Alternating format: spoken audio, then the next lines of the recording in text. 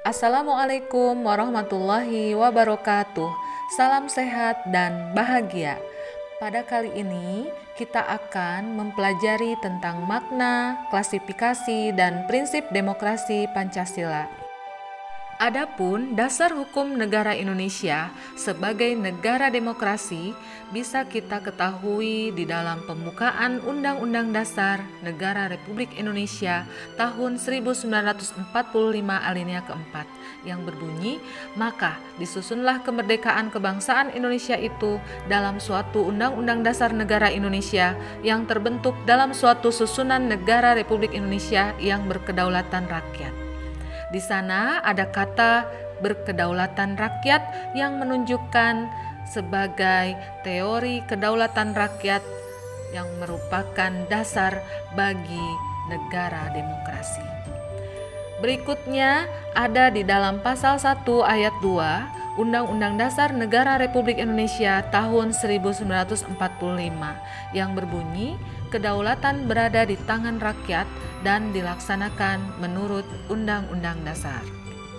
Secara etimologi, demokrasi berasal dari bahasa Yunani, yaitu demos artinya rakyat dan kratos atau kratein artinya kekuasaan atau berkuasa.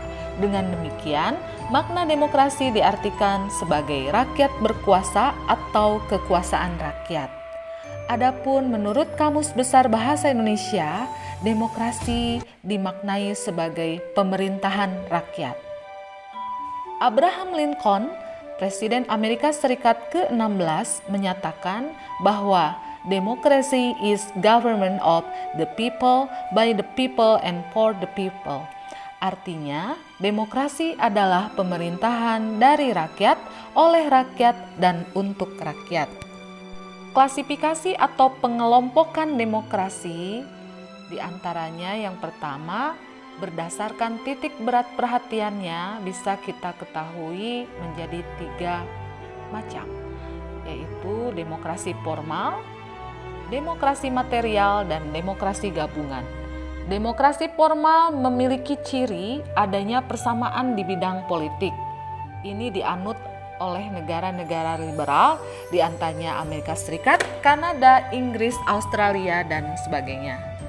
Demokrasi material memiliki ciri persamaan di bidang ekonomi, sedangkan aspek politik kurang diperhatikan. Ini tampak pada negara-negara komunis, di antaranya RRC atau Republik Rakyat Cina, Korea Utara, dan Rusia. Dan demokrasi gabungan yang memiliki ciri merupakan campuran dari demokrasi formal dan material, di mana persamaan politik dan ekonomi ditujukan untuk kesejahteraan rakyat.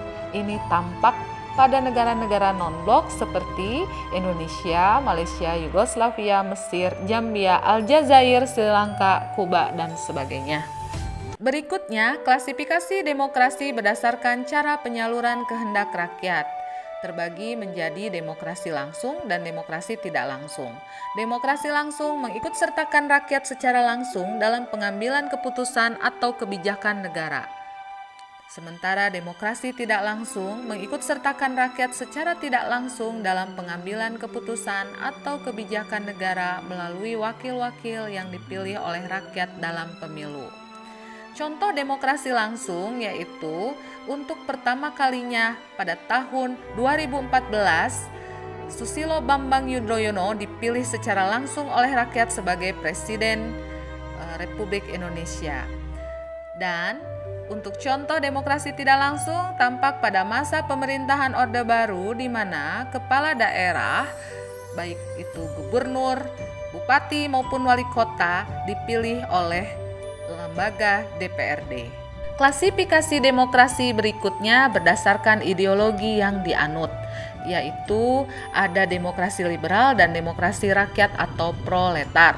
Demokrasi liberal adalah demokrasi yang menekankan kebebasan individu atau individualisme, di mana kekuasaan pemerintah dibatasi oleh konstitusi. Sedangkan demokrasi rakyat atau proletar, demokrasi yang menghendaki kehidupan yang tidak mengenal kelas sosial atau masyarakat tanpa kelas.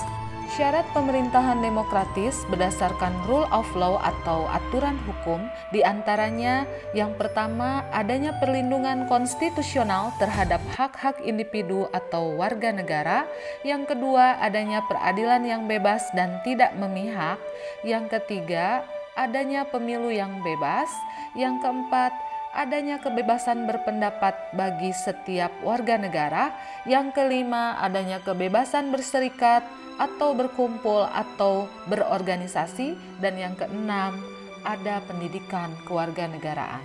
Prinsip-prinsip demokrasi secara universal yang berlaku untuk seluruh negara yang ada di dunia, di antaranya yang pertama adanya keterlibatan warga negara dalam pembuatan keputusan, yang kedua adanya persamaan warga negara, yang ketiga adanya kebebasan dan kemerdekaan tertentu yang dimiliki warga negara, yang keempat adanya penghormatan terhadap supremasi hukum, yang kelima adanya pemilu berkala atau pemilu yang diadakan secara teratur. Lalu, bagaimanakah dengan Indonesia? Indonesia menganut demokrasi Pancasila yang membedakan dengan negara-negara demokrasi yang lainnya. Demokrasi Pancasila menurut Profesor Dr. Andes Noto Nagoro SH sebagai demokrasi yang didasarkan kerakyatan yang dipimpin oleh hikmat kebijaksanaan dalam permusyawaratan perwakilan yang berketuhanan yang Maha Esa, yang berperi kemanusiaan yang adil dan beradab, yang mempersatukan Indonesia dan yang berkeadilan sosial bagi seluruh rakyat Indonesia.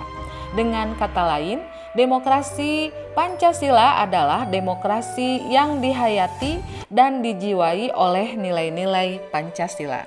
10 prinsip demokrasi Pancasila menurut Ahmad Sanusi dalam bukunya yang berjudul Memberdayakan Masyarakat dalam Pelaksanaan 10 Pilar Demokrasi, diantaranya terdiri dari demokrasi yang berketuhanan yang Maha Esa, demokrasi dengan kecerdasan, demokrasi yang berkedaulatan rakyat, demokrasi dengan rule of law atau aturan hukum, demokrasi dengan pemisahan kekuasaan negara, demokrasi dengan hak asasi manusia, dan demokrasi dengan pengadilan yang bebas atau merdeka, demokrasi dengan otonomi daerah, demokrasi dengan kemakmuran, serta demokrasi yang berkeadilan sosial.